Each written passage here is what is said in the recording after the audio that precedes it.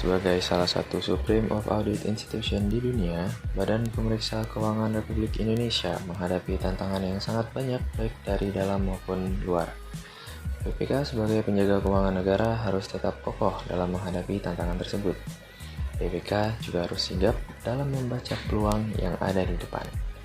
Di tengah maraknya pemanfaatan teknologi dan digitalisasi, BPK harus cepat beradaptasi guna meningkatkan kemampuan dalam pemeriksa keuangan negara. Berbagai hal terus dilakukan oleh BPK, baik internal maupun eksternal, guna memantapkan posisi BPK sebagai lembaga independen dalam pemeriksaan keuangan negara untuk Indonesia yang lebih baik. Yang pertama adalah strength atau kekuatan. BPK sendiri memiliki beberapa kekuatan di antaranya. Yang pertama, BPK memiliki kantor perwakilan di setiap provinsi. Yang kedua, fasilitas di kantor BPK tergolong lengkap seperti ATM, fasilitas kesehatan, dan fasilitas olahraga. Yang ketiga, BPK memiliki kewenangan khusus dan berhak memeriksa setiap instansi pemerintahan di daerah di Indonesia. Yang keempat, rekomendasi BPK tergolong kuat dan harus ditaati oleh auditi terkait. Yang kelima, BPK bersifat independen sehingga seharusnya bebas dari intervensi pihak manapun. Yang keenam, kedudukan BPK pada Undang-Undang Dasar 1945 setelah amandemen tergolong kuat. Yang ketujuh, digitalisasi di lingkungan BPK terkait administrasi kepegawaian tergolong sudah cukup baik seperti absen, input laporan, pembaruan data pegawai, dan lain-lain. Yang terakhir, instansi BPK sangat menjunjung baik perkembangan dan kompetensi pegawai dibuktikan dengan program pengembangan kompetensi yang tertuang di Denstra. Weakness atau kelemahan.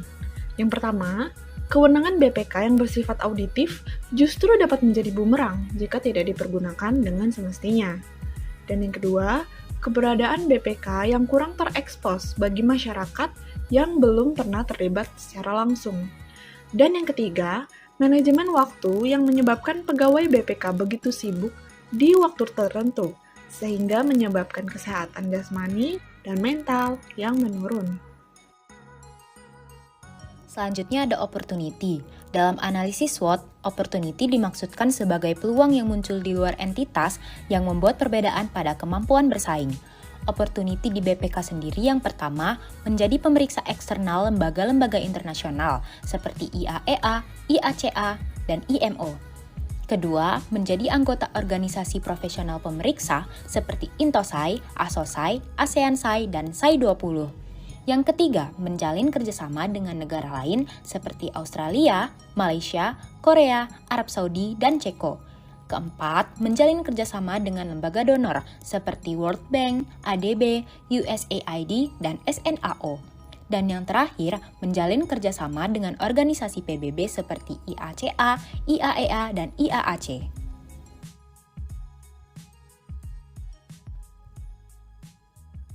Threat atau ancaman. Yang pertama, alur birokrasi dengan lembaga negara lain yang terkadang masih tersendat. Sebagaimana kita ketahui, dalam menjalankan tugasnya, BPK melakukan koordinasi dengan lembaga-lembaga negara yang lain. Jika koordinasi ini tersendat, maka akan memperlambat proses bisnis di BPK. Yang kedua, pandemi COVID-19 yang mengubah cara kerja dan secara tidak langsung memperlambat berjalannya proses bisnis BPK.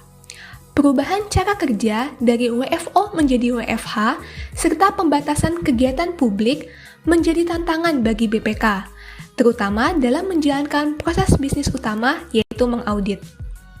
Yang ketiga, rawan intervensi dari auditi yang instansinya terdapat ketidakwajaran pada penggunaan dana. Para pegawai BPK, khususnya auditor, harus siap untuk menghadapi intervensi fisik maupun non-fisik dari oknum-oknum auditi.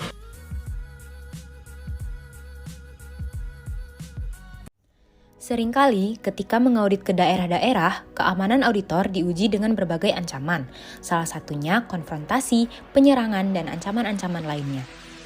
Masalah ini memang sudah menjadi hal yang harus dihadapi oleh auditor-auditor BPK. Hal ini dapat menimbulkan rasa takut dan terganggunya proses audit. Harapan ke depan, para auditor BPK dapat merasakan rasa aman ketika sedang mengaudit. Hal ini diperlukan agar proses audit dapat berjalan dengan lancar dan kinerja BPK menjadi semakin baik. Rencana strategis yang dapat dilakukan adalah menjalin kerjasama yang baik dengan aparat keamanan untuk mengawal auditor BPK dalam melaksanakan tugas audit. Kondisi saat ini, BPK menerapkan presensi melalui website kelola tugas bagi para pegawainya sehingga dapat diakses dimanapun, WFH, WFO, maupun ketika sedang melaksanakan tugas lain. Presensi tersebut dilaksanakan setidaknya 2 kali sehari. 1 kali di pukul antara 00.00 hingga 12.00 dan 1 kali di pukul antara 12.01 hingga 23.59. Namun, masalah yang timbul adalah ketika pegawai lupa melakukan presensi di jam yang telah ditentukan. Pasalnya, tidak dapat dilakukan absensi apabila terlambat. Harapannya, pegawai BPK mendapatkan pengingat secara digital untuk meminimalisir kejadian lupa presensi seperti itu. Meskipun sesama pegawai dapat saling mengingatkan, namun dirasa kurang efektif bila dilakukan setiap hari secara terus-menerus, sebab manusia terkadang adalah ladangnya pikun. Rencana strategis yang dapat dilakukan yaitu dengan mengadakan WhatsApp bot atau Telegram bot atau official line yang mampu menjadi pengingat bagi para pegawai yang sering melupakan presensi. Bot tersebut akan memberikan pesan pengingat kepada para pegawai untuk mengisi presensi secara berkala, sehingga masalah tersebut dapat terminimalisir.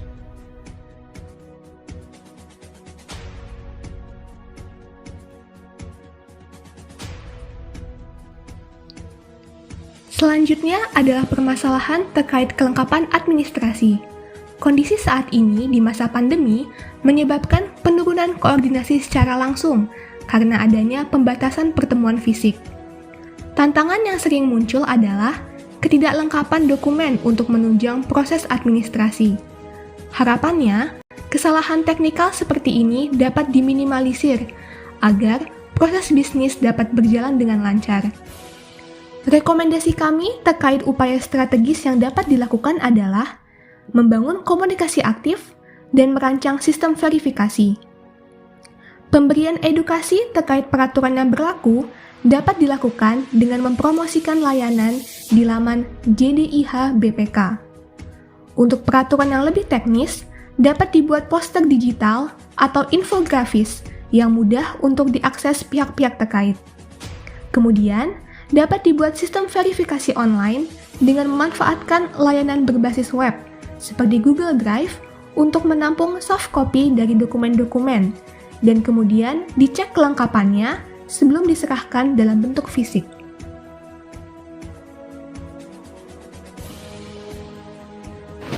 Untuk mencapai nilai bela negara memiliki kemampuan bela negara, ASN BPK harus senantiasa menjaga fisik agar tetap prima.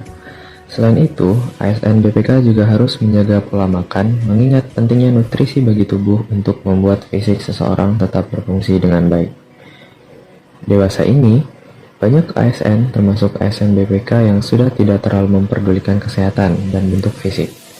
Hal ini dikarenakan berbagai alasan, diantaranya sudah terlalu sibuk di kantor, terlalu banyak kerjaan, di rumah hanya untuk beristirahat, dan masih banyak lagi. Selain mempengaruhi ke bentuk fisik, perilaku tidak sehat juga akan mengganggu kesehatan diri ASN BPK. Untuk itu, kelompok kami membuat rancangan aksi bela negara untuk ASN BPK berupa 1 minggu 1 kali.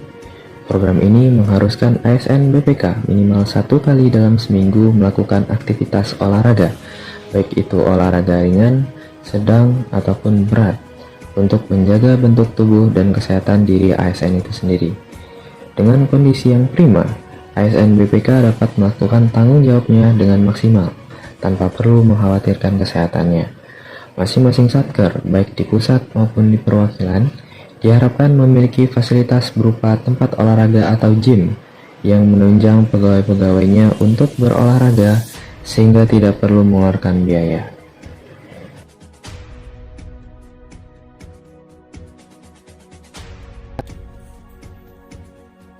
Kurangnya BPK dikenal oleh masyarakat merupakan hal yang umum diketahui oleh pegawai BPK di satker manapun.